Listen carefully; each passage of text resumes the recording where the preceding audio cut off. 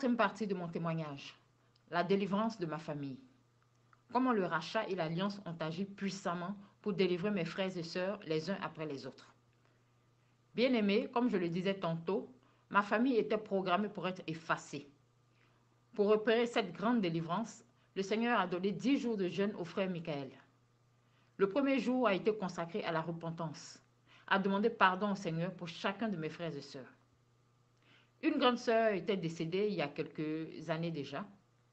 À sa mort, pendant que je pleurais, assis sur mon lit, j'ai entendu « La prochaine, c'est toi ». Et effectivement, quelque temps après, ils ont encore tenté.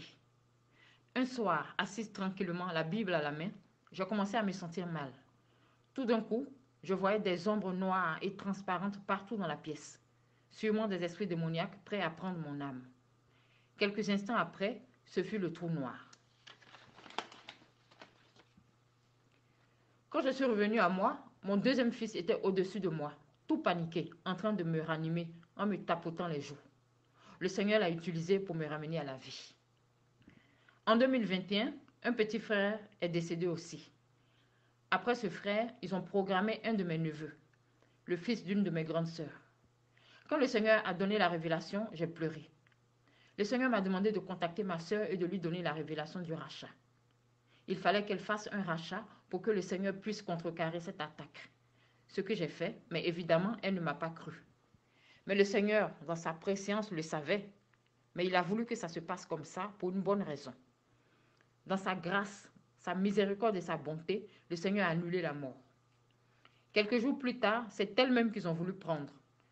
Dans la vision que le Seigneur m'a montrée, elle était ensanglantée au pied d'un membre de ma famille qui la frappait.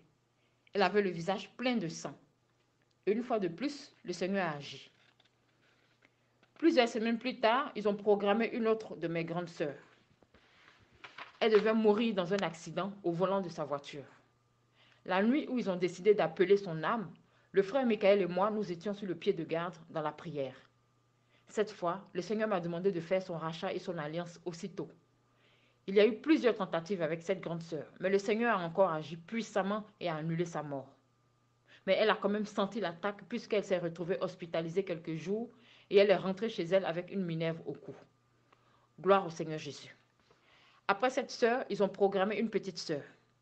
Pareil, le rachat a dérouté tous leurs plans. Après cette petite sœur, ce fut le tour d'un de mes grands frères. Lui, ils ont voulu le tuer par un règlement de compte. Le Seigneur m'a montré la vision où tout le quartier était en émeute à cause de mon frère. Une foule de personnes étaient à ses trousses pour le tuer. Une fois de plus, le Seigneur m'a demandé de faire son rachat et son alliance automatiquement, et il a été sauvé.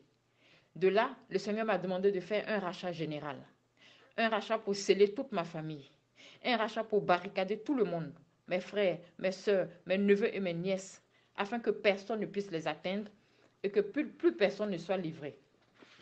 Ce que je fus.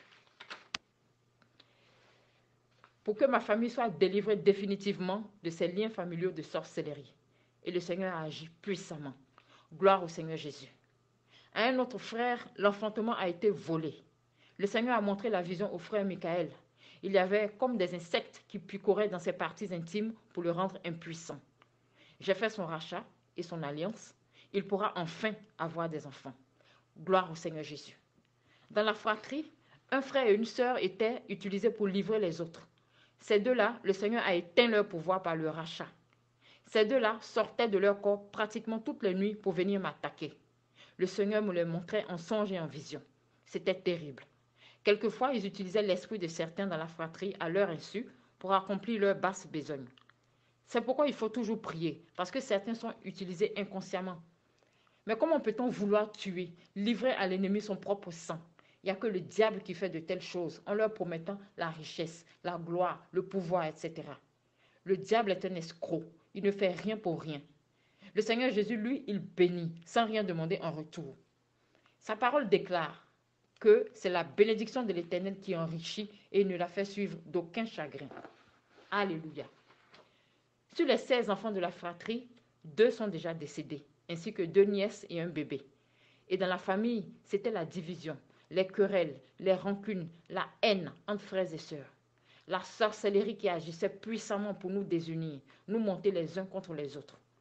Comme une fratrie remplie de grâce, de dons et de talents n'arrive pas à prospérer, n'arrive pas à s'entendre, rien que de la misère, la pauvreté, du chômage, du blocage financier, des dettes, des maladies, etc.